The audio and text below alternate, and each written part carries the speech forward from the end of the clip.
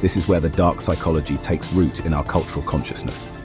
We internalize unhealthy patterns as desirable goals.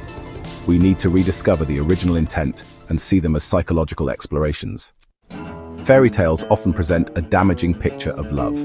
To understand codependency, we turn to Pia Mellody, an internationally renowned therapist whose insights have revolutionized our understanding of dysfunctional patterns.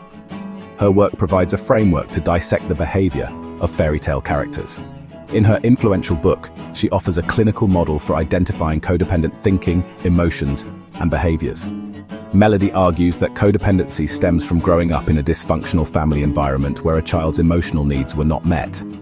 This framework unlocks the dark psychology of fairy tales, where heroines often come from backgrounds of neglect and abuse.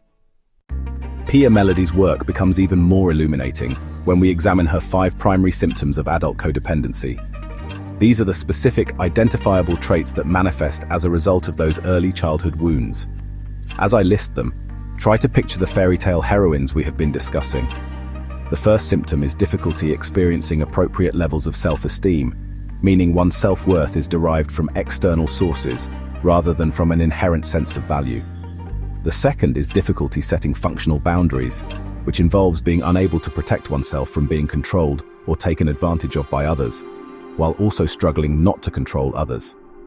The third symptom identified by Mellody is difficulty owning one's own reality. This means a person struggles to identify and be true to their own thoughts, feelings, and perceptions, often deferring to what others think they should feel or believe. The fourth symptom is difficulty acknowledging and meeting one's own needs and wants, where an individual learns to prioritize the needs of others to an extreme degree, often at their own expense. Finally, the fifth symptom is difficulty experiencing and expressing one's reality in moderation, leading to extreme reactions, either by being overly emotional or by being completely detached and numb. Does this list sound familiar? It should, because these 5 symptoms read like a character profile for almost every classic fairy tale princess. These are the very traits that are not only displayed, but are often glorified and rewarded within the narrative structure. The heroines are celebrated for their lack of ego, their boundless self-sacrifice, and their unwavering focus on the needs of others. Their inability to set boundaries is framed as virtuous patience, their suppression of needs is seen as selfless kindness, and their ultimate reliance on an external rescuer is presented as the romantic ideal, the very definition of finding true love. This is the insidious nature of the fairy tale trap.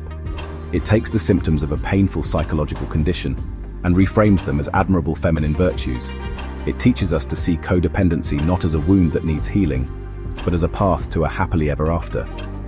By romanticizing these dysfunctional patterns, the stories normalize them, encouraging generations to aspire to a state of being that is, according to psychological experts like Mellody, fundamentally unhealthy.